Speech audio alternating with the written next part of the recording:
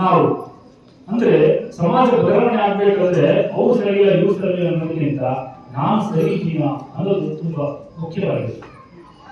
ನಾನು ಸರಿಯಾಗ್ಬಿಟ್ರೆ ಎಲ್ಲರೂ ಸರಿಯಾಗ್ಬಿಡುತ್ತೆ. ಹೇಗೆ ಹನಿಯಲ್ಲಿ ಕುಡಿದ್ರೆ ಹಳ್ಳ ಅಂತ ಹೇಗಾಗುತ್ತೋ ಹಾಗೆ ನಾವು ಕೂಡ ನಮ್ಮಲ್ಲಿ ಇರ್ತಕ್ಕಂಥ ಪರಿವರ್ತನೆ ಪ್ರತಿಯೊಬ್ಬರು ಪರಿವರ್ತನೆ ಬಂದಾಗ ಸಮಾಜ ಸುಧಾರಣೆ ಆಗಲಿಕ್ಕೆ ಸಾಧ್ಯ ಆಗುತ್ತೆ.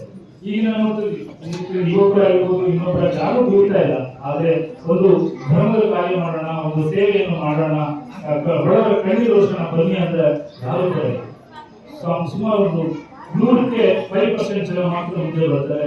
ಇನ್ನು ಮಿಕ್ಕವರು ನನಗೆ ಕೆಲಸ ಇದೆ, ಇನ್ನೊಂದಿದೆ, ಮತ್ತೊಂದಿದೆ ಅಂತ ಹೇಳ್ತಾರೆ. ಅವ್ರ ಕೈ ಕೆಲಸ ಇರ್ಬೋದು, ಇನ್ನೊಂದಿರ್ಬೋದು, ಮತ್ತೊಂದು ಇರ್ಬೋದು. ಆದ್ರೆ ನಮಗಾಗಿ ಬದುಕೋದಕ್ಕಿಂತ ನಮ್ಮೊಂದಿಗೆ ಇತರರನ್ನು ಬದುಕಿಸುವುದೇ ಧರ್ಮ. ನಮಗಾಗಿ ಬದುಕು ಇದ್ದೇ ಇದೆ. ದಿನಗಳಿದ್ದು ಹೆಂಡತಿ ಮಕ್ಕಳು ಮನೆ ಮಠ ದಿನ ನೋಡ್ತಾ ಇರ್ತೀವಿ. ಇನ್ನೊಬ್ಬರಿಗೋಸ್ಕರ ಏನ್ ಮಾಡ್ತೀವಿ ನಾವು? ಸಮಾಜಕ್ಕಾಗಿ ನಮ್ಮ ಕೊಡುಗೆ ಏನು? ನಾವು ಹೋದಂತ ಸಂದರ್ಭದಲ್ಲಿ, ನಾವು ಸತ್ತೋದಂತ ಸಂದರ್ಭದಲ್ಲಿ ಯಾವಾಗ ಸಾಯಿತೋ ಗೊತ್ತಿಲ್ಲ.